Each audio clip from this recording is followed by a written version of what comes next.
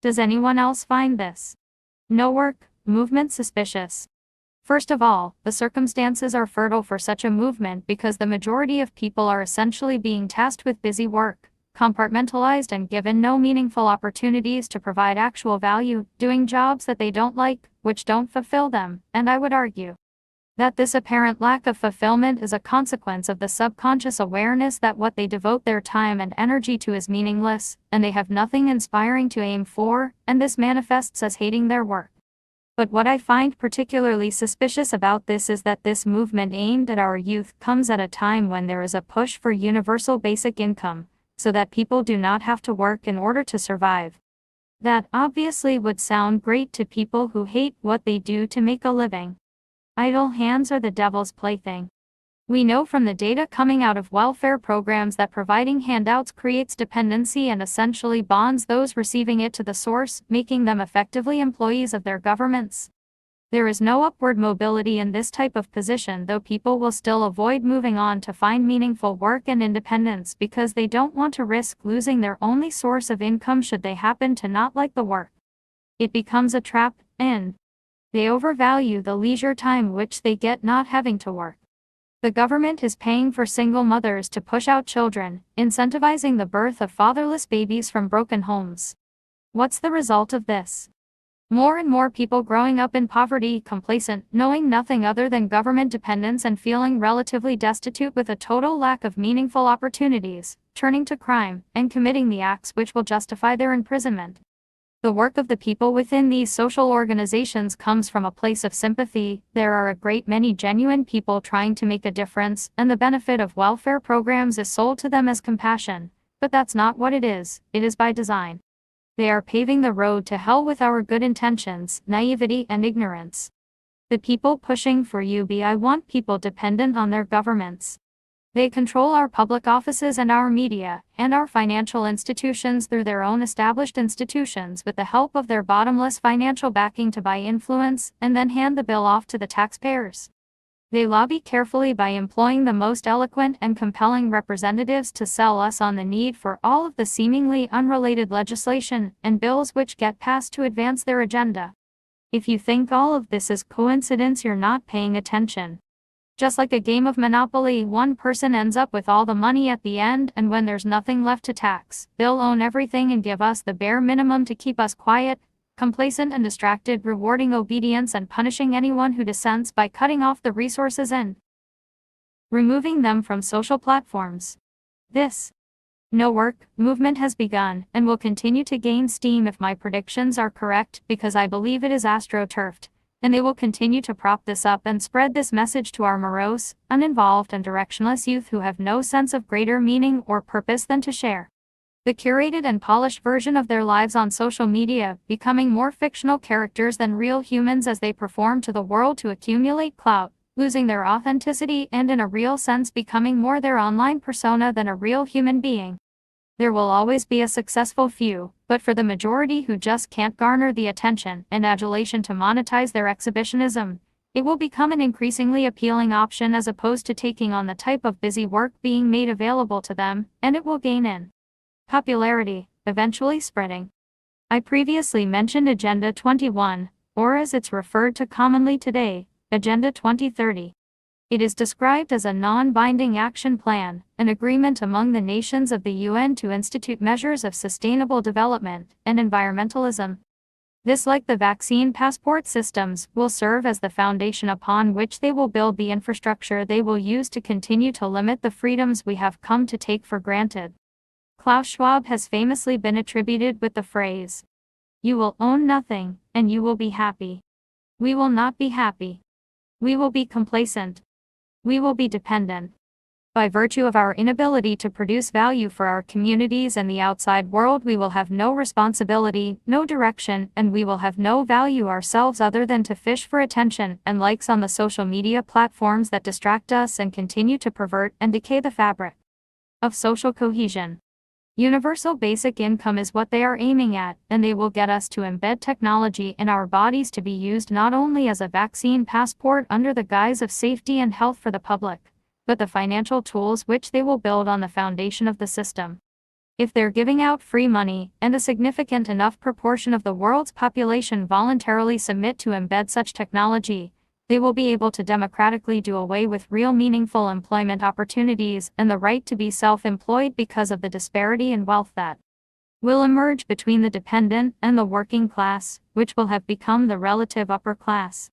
They will turn the dependent against those who pursue productivity and independence, and they won't stop sowing strife until they can get the majority to vote for mandated government dependence, UBI, and the necessity for an embedded universal passport including our health information, social media and consumption and communication activity, our financial and credit profiles, and access to the financial system itself.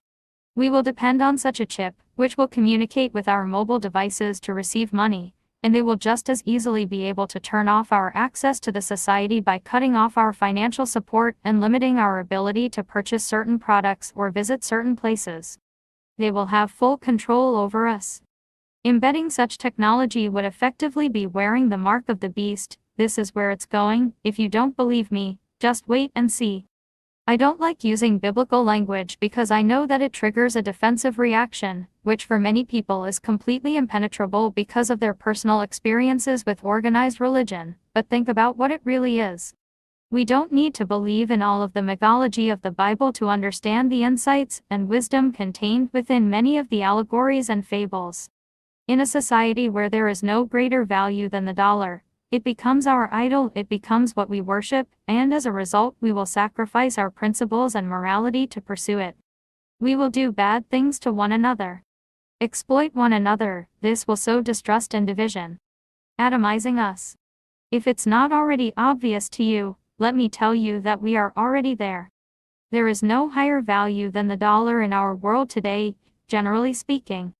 Exploitation is normalized and expected. Businesses who do not aim to extract as much value from the world as they can, while reciprocating the least amount possible, will be outcompeted. And this is accepted. This is normal. Is it normal?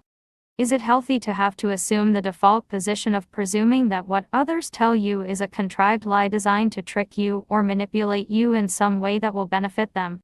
Our circles of trust have been getting smaller and smaller as the world's population urbanizes. People are now living among strangers in little boxes, maladjusted, medicated and unhappy.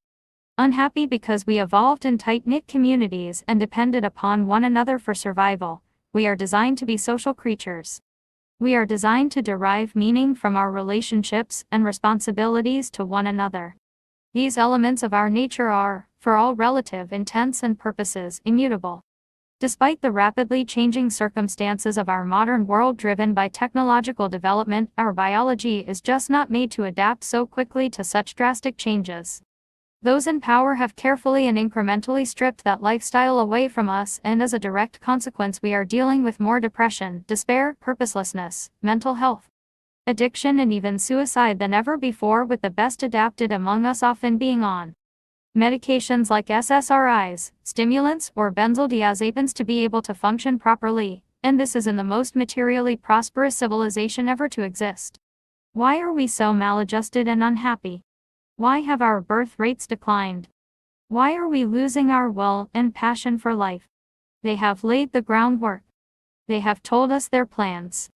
It is our job to see through the bullshit, to be skeptical and question the arguments they are using to sell these false utopian ideas to us. They've been selling us this same utopian vision for decades, and despite all the concessions that have been made and all of the measures that have been implemented, things are only progressively getting worse.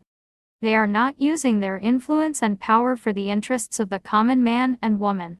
It is our job to stop this, lest we hand over all of the rights and freedoms our forefathers, having escaped tyranny, were wise enough to code into the foundation of what became, even if only for a while, the most free, prosperous, and egalitarian civilization the world has ever known. We are facing the type of control and tyranny that they were willing to risk it all to resist, and we are so lulled and spoiled that we can't see the writing on the wall. They tried to build safeguards into the society they envisioned, and we are getting closer and closer to losing those fundamental principles and protections upon which our country was built.